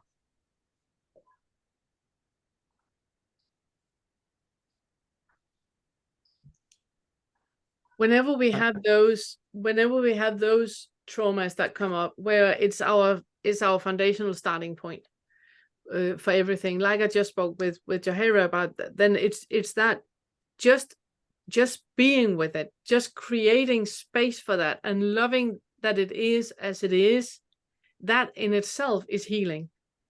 And a lot of times we don't know why we have a foundation like Jahira was talking about, having that foundation of that I'm not okay as I am.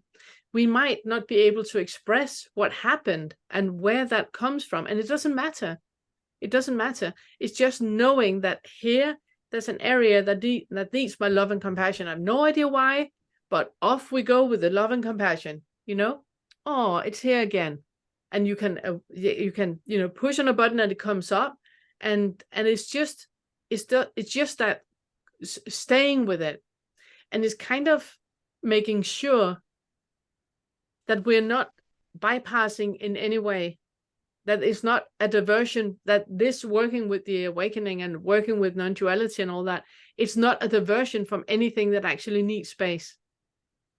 So by looking into and just creating space and giving love to, that is ensuring that there's no bypassing happening, and that we are solid enough to be able to dissolve and be in that space where there's just contentment, where there's nothing that needs to happen. It's just contentment. And it's not faking it and going like, it's all good, but where it's really, truly all good. I'm in the middle of a car crash and it's fine. But that can only be reached, or that can only happen when we have had space and love enough for everything.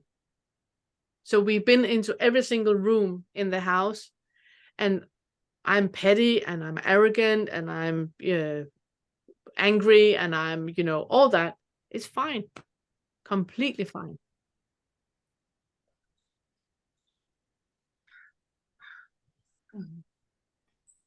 Yeah, what Eric, you were describing, how you were describing it is kind of how I feel like that's how I was experiencing it. Like there became suddenly no resistance to even things that were like deemed bad or like something like this. Like, and I wasn't doing it. It's just as if like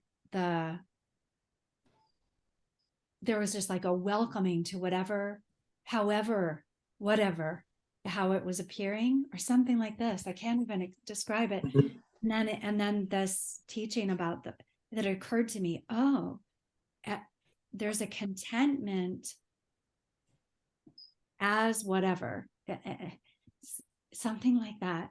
And it wasn't like, is this just contentment alone? And then I can't even figure that out. I don't even care to. It just felt like no resistance, I suppose. Yeah.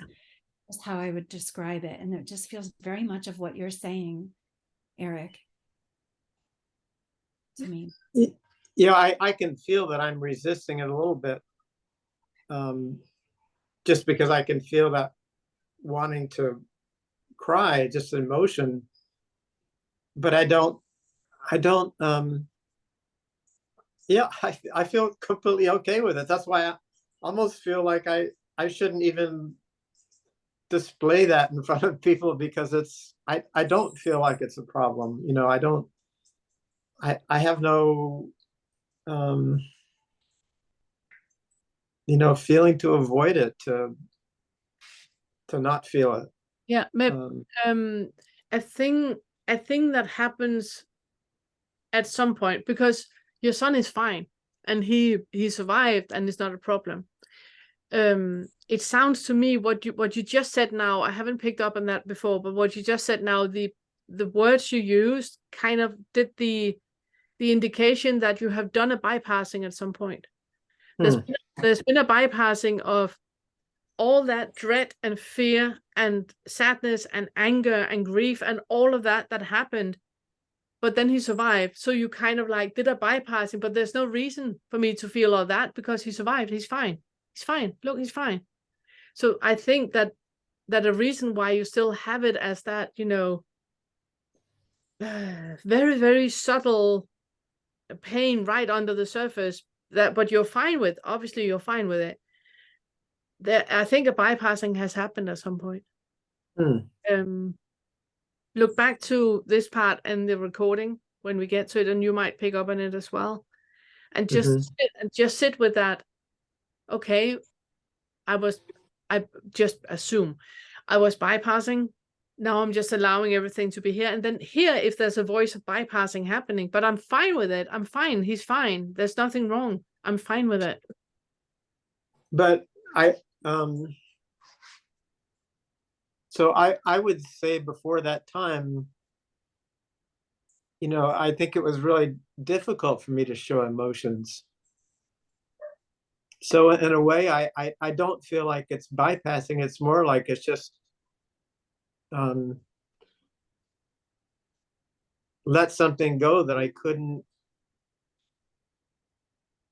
hold back. I couldn't let go anymore. So I feel like almost like it's the opposite of bypassing, like I just not showing emotions is bypassing as well. Yeah, right. So just if you recognize in yourself in any of it, and there's some of it that needs your attention and compassion and love, then dive into it. Otherwise, just let go of it. Yeah. It was just, I heard you at Vince's meeting. I was like, that is clear trauma. That is like, there's, and I was just, I was so happy that you opened up for it. And I think Paul, he really did such a good job by,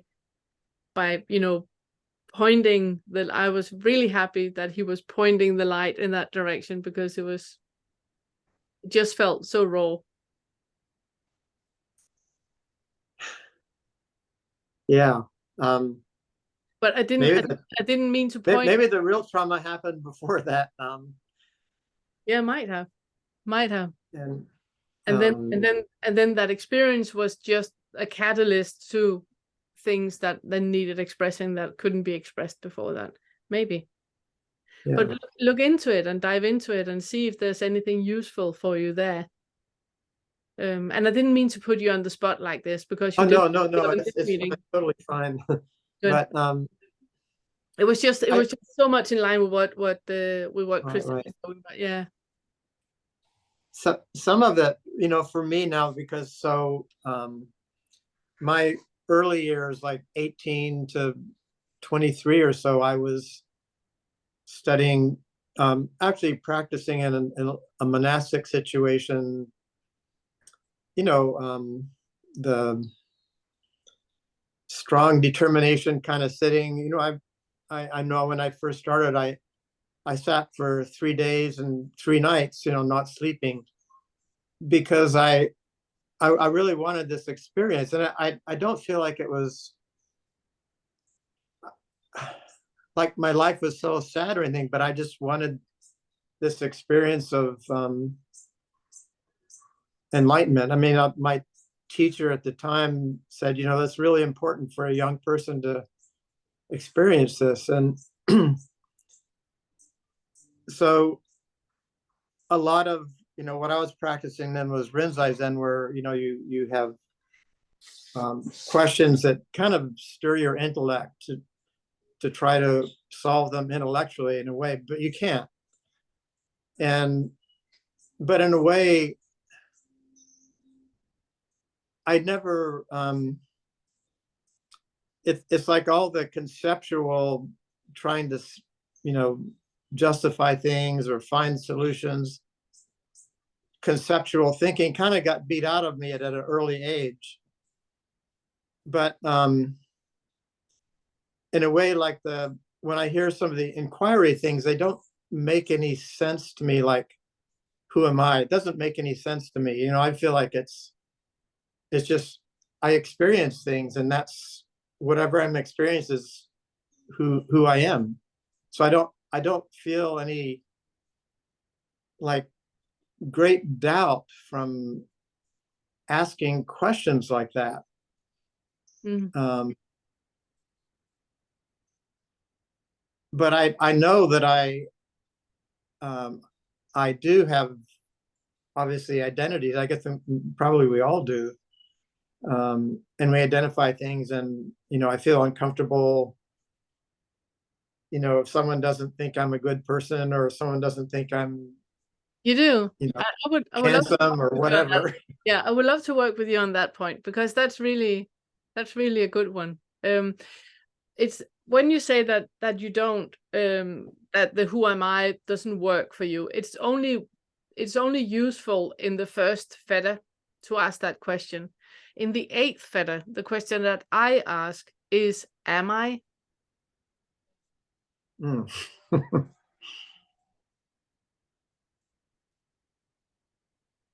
Mm.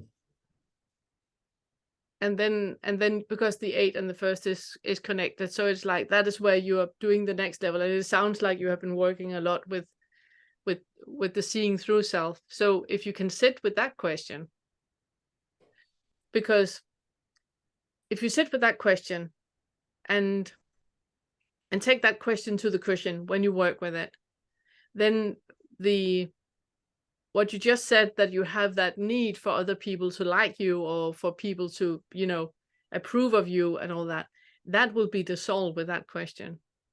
Mm-hmm. And if there's still something that needs to be worked with, then go back to some of the previous feathers to pick it up. Mm. But that's the exercise I would recommend you to do. Oh, yeah. Are you coming for the inquiry group on Tuesday? I sent him a message, but yeah, actually there was one Zen koan, and I can't think of it, that kind of does grab me a little bit, and that's the one where someone is hanging by a branch in a tree, and they're basically asked to, if they answer, they die because they let go of the branch that they're holding on with their teeth.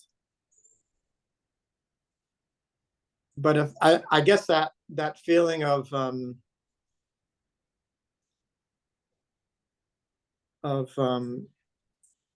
quandary, where that there's no solution, and I guess because I've had that kind of experience in my life, where it doesn't seem like there's a solution, where you can't please everybody, and if you do this, they're unhappy, but if you don't do that, this other thing, that the other person's unhappy, and you're caught in the middle. And I deal with that quite a bit. Amazing. Yeah. I would love for you to work with that, to do inquiry about that, because that is 4-5. That is where you want something other than what is, and you don't want something. So that's a 4-5 thing.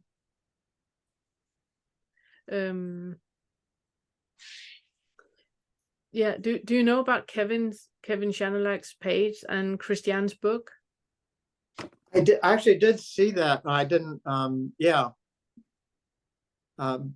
Because I would recommend you to work with that specifically, that need for other people to be happy, and the need for people to like you, and doing the right thing, ding ding ding, doing the right thing, and write all those down, and then see if you can see the common denominator with all of them, because they have a common denominator, all of them. Mm.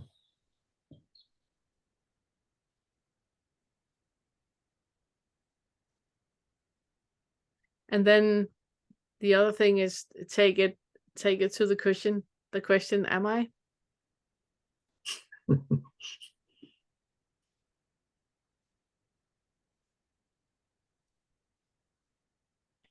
Yeah.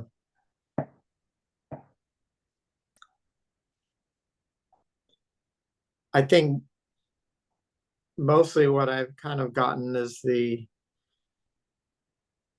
and maybe that's just the problem, is meditation just seems to me to be a place where I escape, can feel very peaceful. Yeah.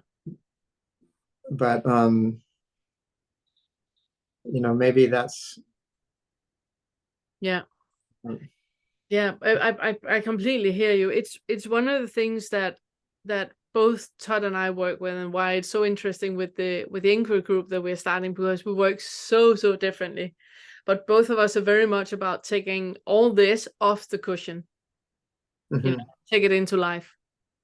Because it's very, very easy to do all the feathers on the cushion. It's very, very easy to do it.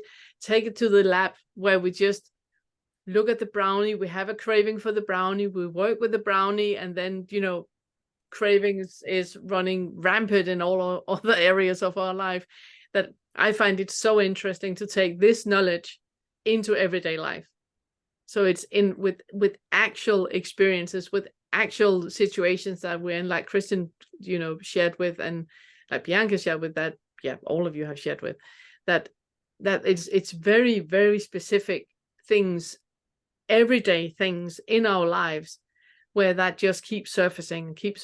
That is where I find it interesting to work with the feathers. It's not so much how amazing we are on the cushion. It's more how do we do this in our everyday life? Because, as you say, the cushion can be an escape. It's so easy to go through all 10 feathers in a monastery, but with everyday life and traffic and politicians, and it's a completely different ball game. And that is where it's really so useful to work with the feathers. Mm-hmm. Yeah. Yeah, I actually, so I think it's a little bit of the history of Buddhism in the United States. I mean, back then there was only a couple that I was aware of, a couple teachers in the country in 1965. And I kind of went off and, did the career things and all that stuff and adventures and whatnot. And then I kind of just ran into some situations here that I was like describing, trying to come to terms with. And I got interested in this unfinished project. And I'm just amazed to see like all these Western Zen masters, and there's 3 Zen monasteries within like half an hour drive of my house. It's like, it's just totally amazing. It's like something has been going on and I was not even aware of, just yeah, amazing.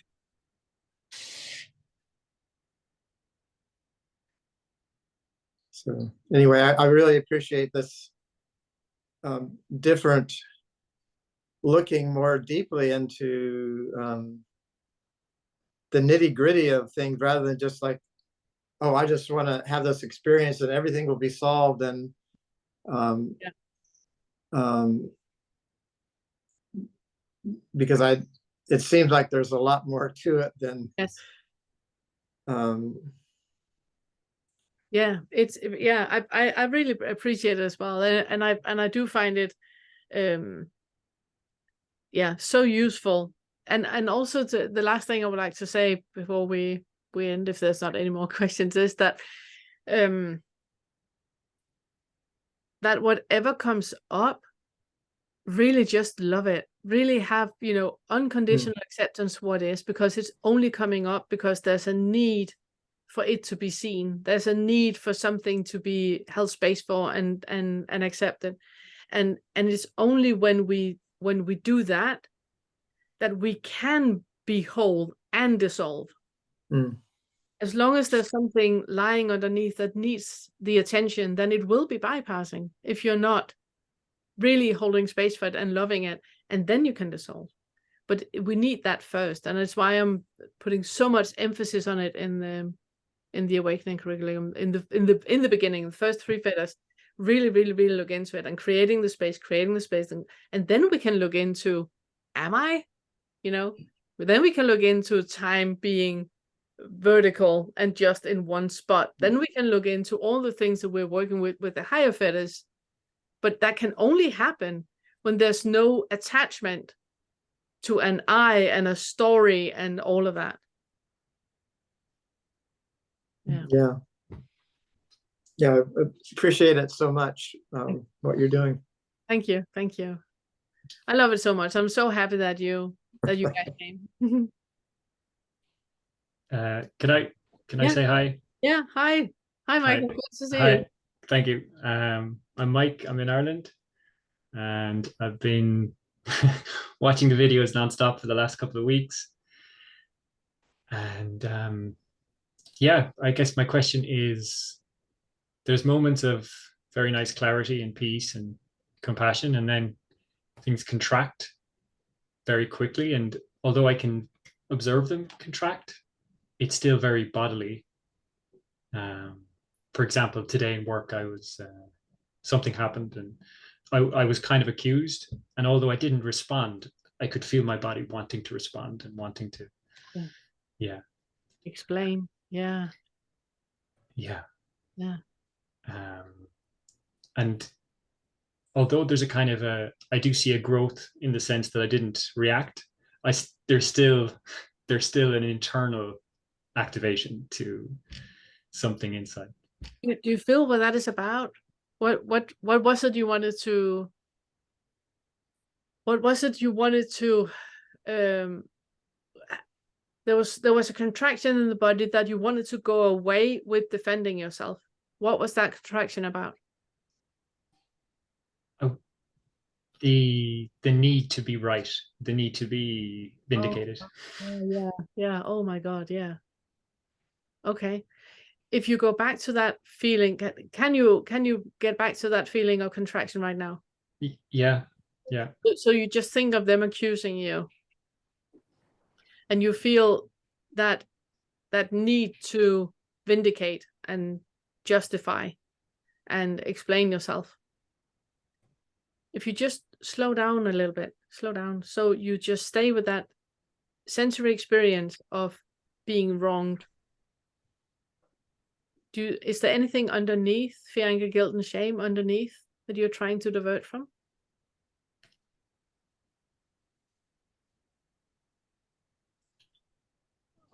I guess it's like repressed anger. Okay. Yeah. It's kind of unchanneled anger. Okay. Yeah, it's funny because I wanted to go towards fear or guilt, but it wasn't. It was like a little knot of anger that was. Okay. It's funny. Yeah, Sorry, go ahead. No, go on. I was in a counseling session this week, and in passing I mentioned I was having stomach issues, and the counselor asked me to focus on it, and I couldn't speak. It just went very kind of very quiet and very tight and constricted. which is funny because I'm usually can't stop talking in these in those sessions. But there was something that was constricted. Okay. But, so I'm noticing that you're bringing stomach issues up when we're talking about anger. Could I ask you to look into that? You don't have to do it now. If you want to do it now, it's fine. I'm fine looking into it now. But there's a connection between the stomach issue and the anger. Can you tell me what the connection is? Okay, you're biting your lips, so you're afraid you're gonna say, okay, it's fine. It's fine with you. It's fine with you to sit with this. If you're coming again next time we have this, or you're coming to the inquiry group, then we can talk about that. But I would like for you to look into that. And I'm not going to put you on the spot and reminding you. And did you do your homework? I'm not doing any of that. So you can do it in your own speed. But there is a connection between the knot and the anger. And now just me mentioning again, your facial structure completely changes, and you hold your breath and you bite your lip and everything. So there's a connection. So if I'm having a sentence where I'm saying that, you guys know Michael, he's like that anger buff. He's so angry and aggressive all the time.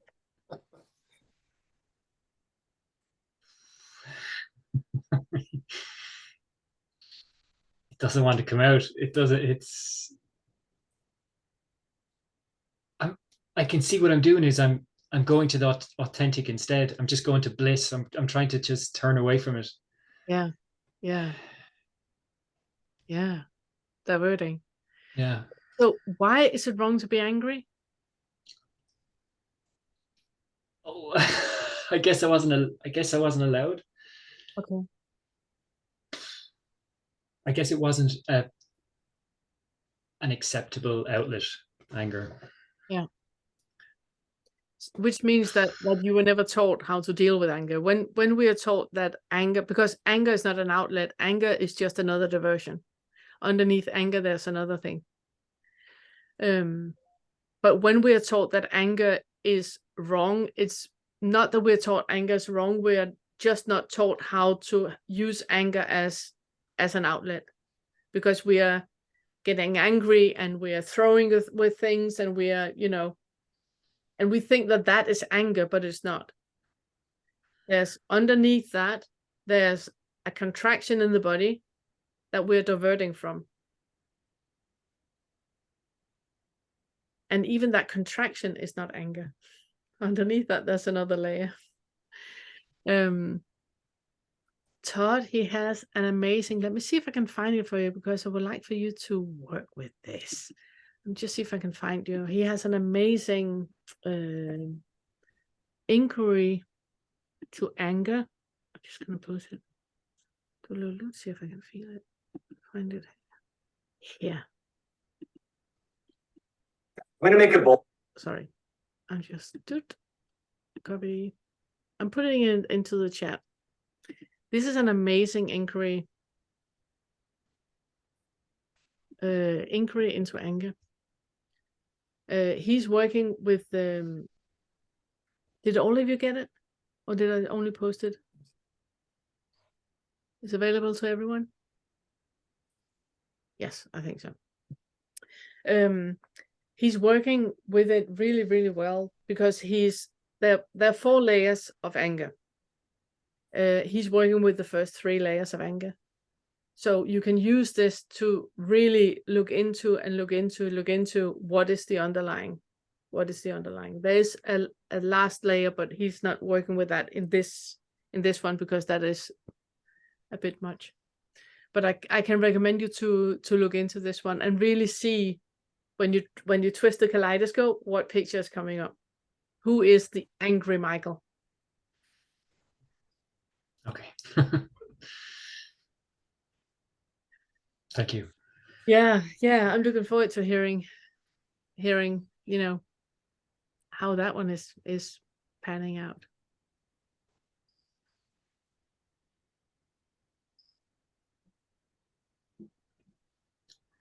Is there anything else?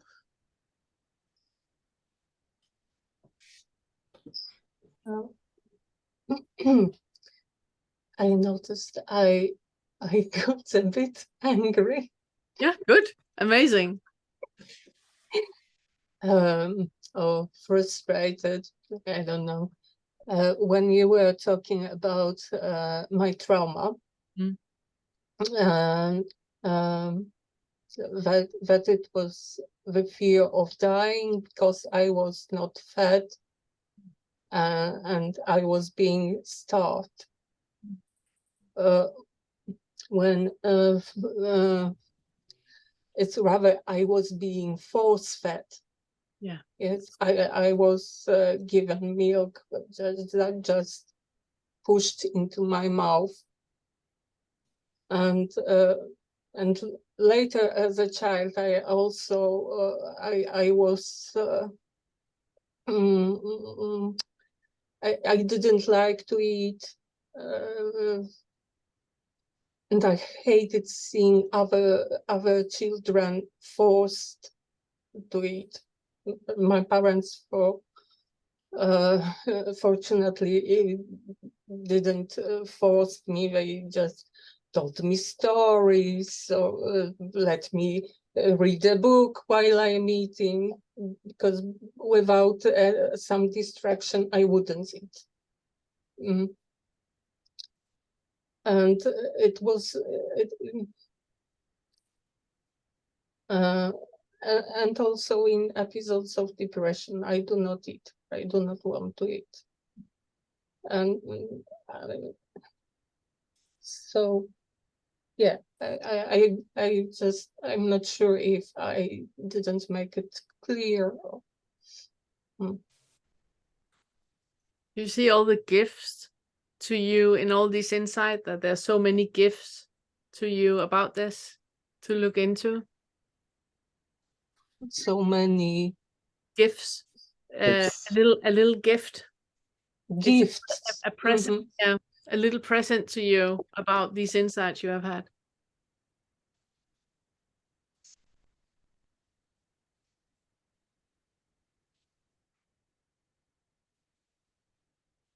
There's so many insights to be had about all the thoughts that you had with this.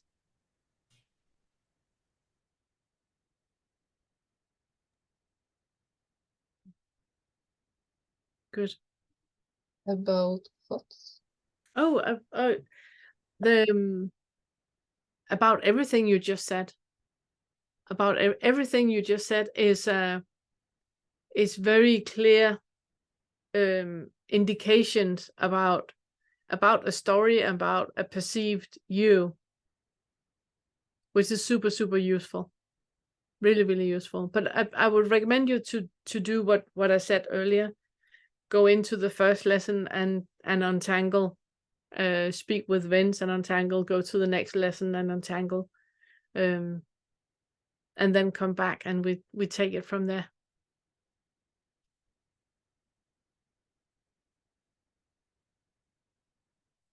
Okay. Before we end, I would like to just sit and collect ourselves again. So I would like for you to make yourself comfortable. And close your eyes. Make a deep inhalation.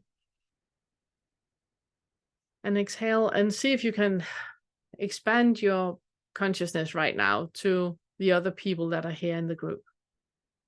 To sending everybody love. Everybody who has shared. Just creating a space for them to what they shared and to their experience. And feel how that is also extending to you right now. There's 6 people sitting and sending you love and compassion to what you shared.